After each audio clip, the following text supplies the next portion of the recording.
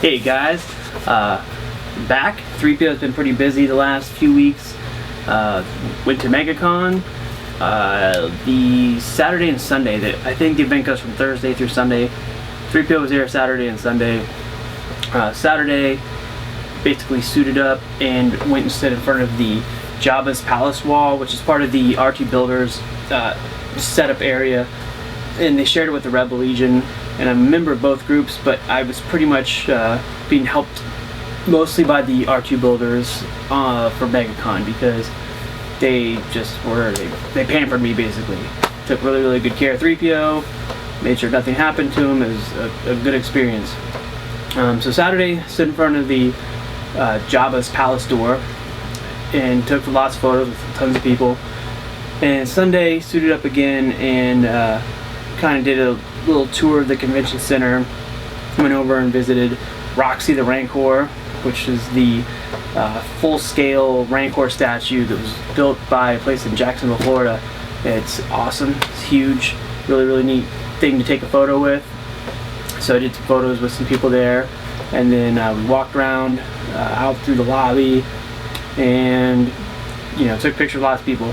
And since there are so many photos, I've been able to find quite a few online, which if you're looking at this in my blog, should be somewhere around this video on the blog. And overall, Megacon went really well. Like I said, the Builders Group guys were great handlers. They really kept people from messing with me too much, or I didn't have any issues. The only thing that was even remotely a hang up was the area where I had to change was very small. So putting the suit on wasn't bad, but getting set up was kind of tough. It was such a small area that just to unpack my parts and then to set them up in a way where they're easy to assemble was kind of like playing one of those little slide puzzle games where you have to make a picture but there's only one hole and you have to slide the pieces back and forth. Felt like that. Take parts out, close the box, use the box table, put parts back on it, rearrange those parts so they're in the right order. You get the idea. So anyway, that was fun. There should be a picture on here somewhere. And then let's see, the next weekend, which was last weekend, brought 3PO to the Orlando Science Center for where Science Meets Imagination Star Wars exhibit that's touring around right now.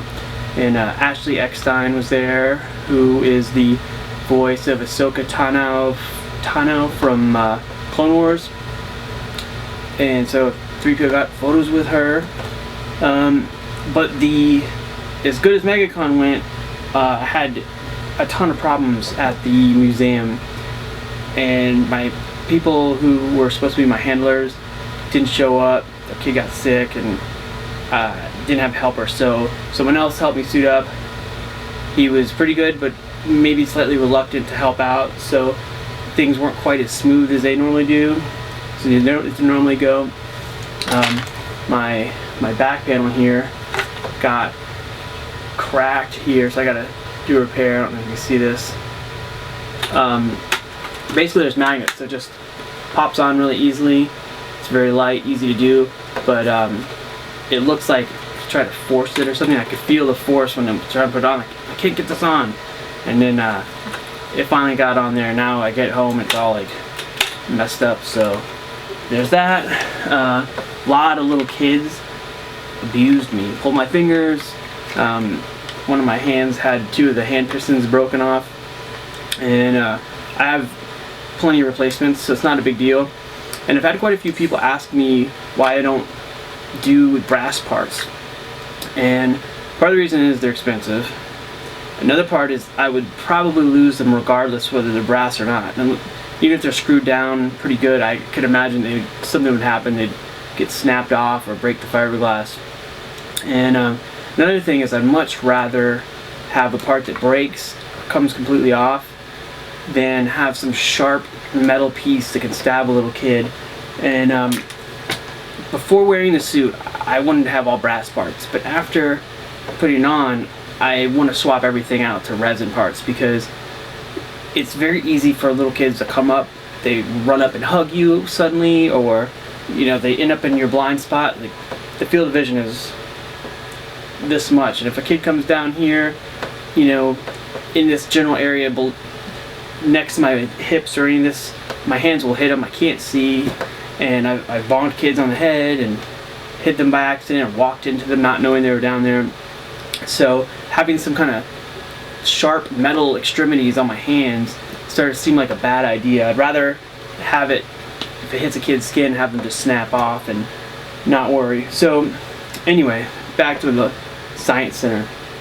So the hand broke, and then one of my eyes, I have them sealed up inside with black tape, just keep them shut really good. Well, one side lifted up somehow, and suddenly I got a light leak inside the mask, which makes it hard to see out, especially in the exhibit, which is very, very dark inside.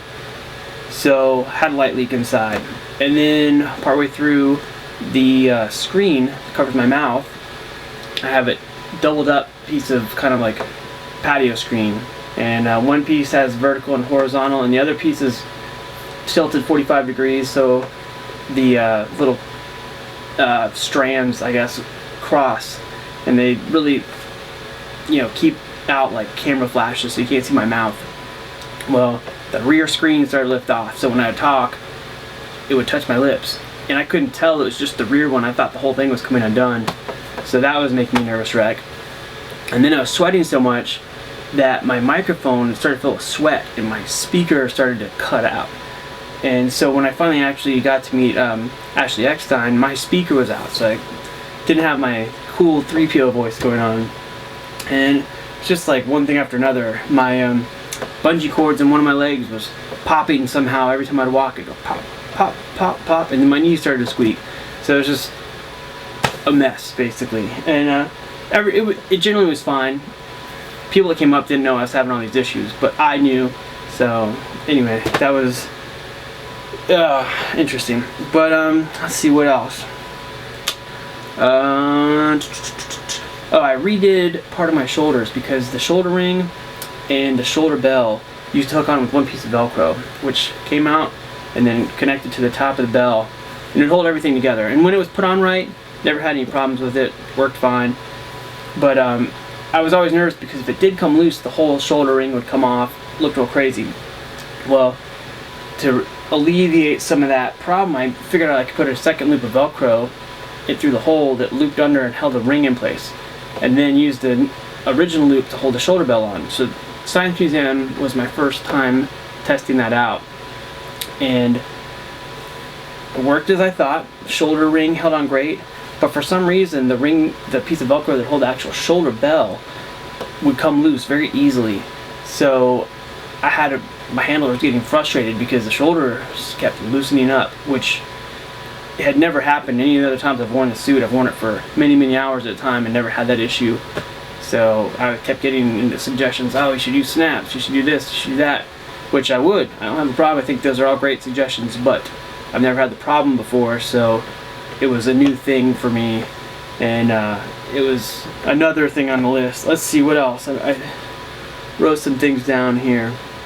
Oh, I have another troop at the Science Museum on April 6th, and the next day I'm going to start stripping the suit down and getting it prepped up for new metal finish. So hopefully that'll be really nice, and I'll have a throne room quality gold pretty shortly, hopefully by middle of April or so. And what else? A couple of other things I want to update. At the Science Museum, you know, they have a prequel trilogy 3PO suit. It's very nice, and the knees on that suit, I was able to really compare them, and they're very different. Detail is sharper a lot than what's here. So in a few months I'm going to probably be working on redoing these legs and really fixing the knee detail. And I know, pretty sure that these came from a Don Poe statue and the knees were redone, but the right leg on the Don Poe statue doesn't have any of these teeth. They're kind of like there's a weird cut here, and I have a feeling that at least the right leg was cast from a New Hope suit, which I know from interviews with Anthony Daniels and some of the specials I've seen that between New Hope and Empire Strikes Back, the suit was adjusted so it would fit better because a New Hope suit was smaller. Well, if you look at these legs, and pull them up here again, the right leg is considerably narrower than the left leg, even on the shins.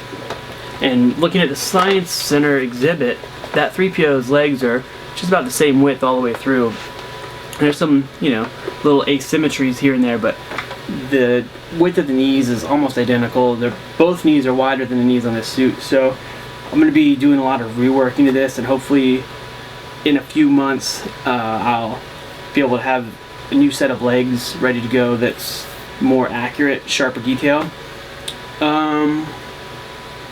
We'll see how that goes. I have a lot of stuff that got backed up in the last few weeks. Had water heater break, clutch brake on my car, so all my projects that I've been working on that are already behind are even more behind now. So I gotta catch up with a bunch of things before I start that. And I think that's pretty much it. And sorry this video is so quick and rambly, but it's 3:20 in the morning right now. My family's asleep, so I'm trying not to talk super loud.